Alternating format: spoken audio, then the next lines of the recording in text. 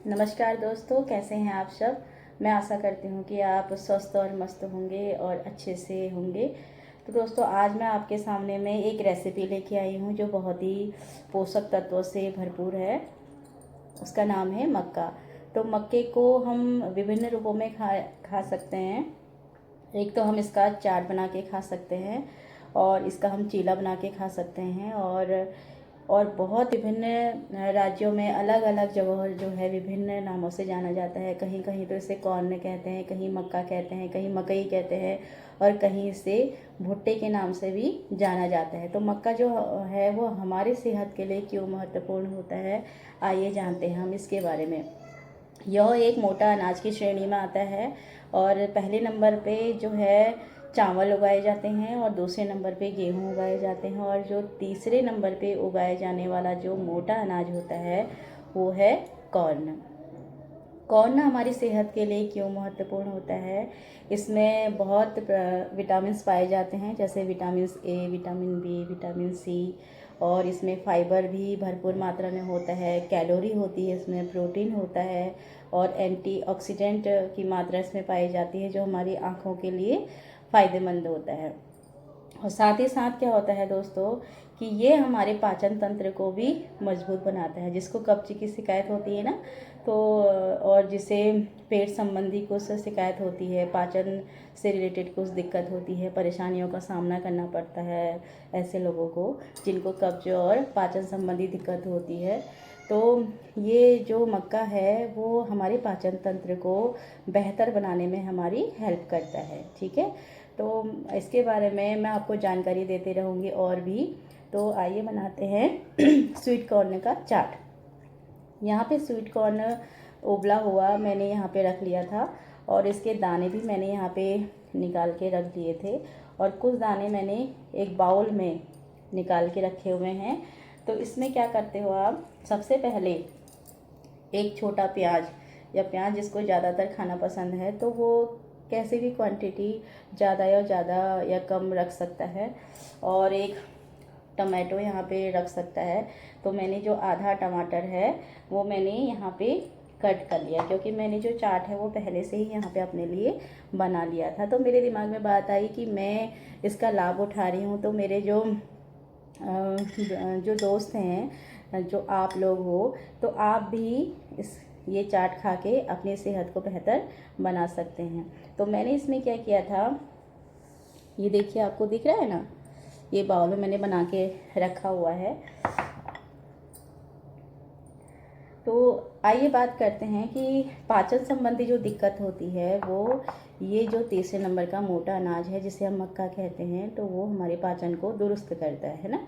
तो एक बात आती है कि एक बार मैंने अपने हस्बैंड से पूछा था कि मक्का हमें तो बहुत पसंद है, तो जब मक्के का उत्पादन होता है तो हम जो ब्रेकफास्ट है उसमें हम मक्का ही खाते हैं और दिन में हम राइस और या दाल वाल खा लेते हैं, रात को हम रोटी खा लेते हैं। तो ब्रेकफास्ट में मैं ज़्यादातर मक्का ही खाती हूँ। तो मैंने एक दिन हस्बैंड से पूछा कि मक्का हमें पसंद है, लेकिन मक्का सबसे पहले कहाँ से आया भारत में, है ना। तो उन्होंने बोला था कि जो मक्का है वो जो पुर्तगाली होते हैं ना, जो 16वीं शताब्दी में भारत आए थे, तो उनके द्वारा लाया गया है। और ये मूल रूप से जो है वो अमेरिकी एक पौधा होता है और जो यूरोपीय है, यूरोपियों द्वारा भारत के विभिन्न राज्यों में मक्के को फैलाया गया था।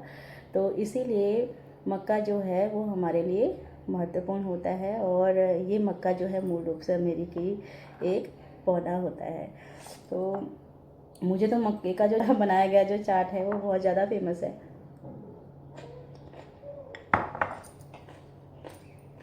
बहुत ही बढ़िया बना हुआ है दोस्तों।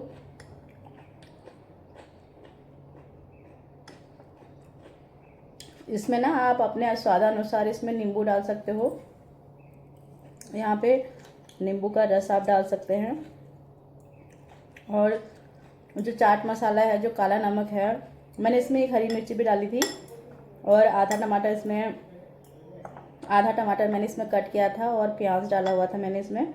और एक ये देखो, एक छोटा जो खीरा होता है ना, वो भी मैंने इसे कट किया था। खीरा दिख रहा है ना।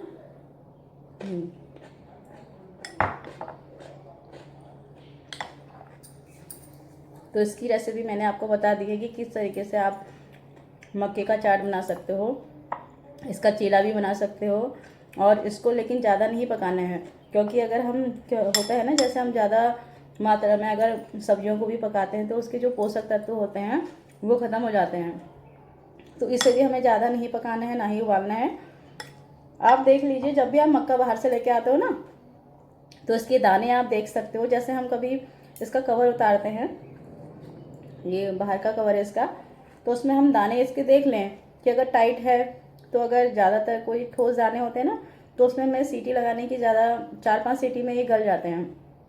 और अगर ये थोड़ा सा अगर सॉफ्ट है तो ये 2 सीटी में आराम से ये पक जाते हैं। तो इससे ज़्यादा पकाने की ज़रूरत नहीं है, और ना ही ज़्यादा इसमें आग में पकाने की ज़रूरत है।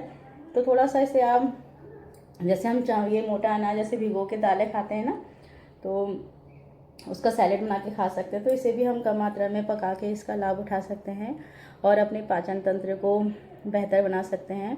और जो हमारे शरीर में जो पोषक तत्व होते हैं जो ख़त्म हो गए लगभग, क्योंकि आजकल हम खाने में लापरवाही करते हैं ना, तो इस अगर हम डेली से खाएंगे तो पोषक तत्व हमें मिलेंगे ही मिलेंगे। और जो हमारे शरीर में जैसे आप देखते हो, जैसे फाइबर, प्रोटीन और कैलोरी की मात्रा उतनी हमें नहीं मिल पाती, लेकिन इसमें हमें विटामिन ए भी मिल रहा है, बी भी मिल रहा है, सी भी मिल रहा है ना, और फाइबर भी मिल रहा है जो हमारे पाचन तंत्र को बेहतर बनाता है, और प्रोटीन भी मिल रहा है, कैलोरी भी मिल रही है। तो जब एक चीज़ में ये सारी चीज़ें मिल रही है तो हमें खाने में क्या दिक्कत है ना, तो इसे आप खा सकते हो। तो दोस्तों आज के लिए इतना काफ़ी है, मैं इसको पूरा फिनिश कर रही हूँ। तो आइए आप भी मेरे साथ खाइए। तब तक के लिए बाय बाय, टेक केयर।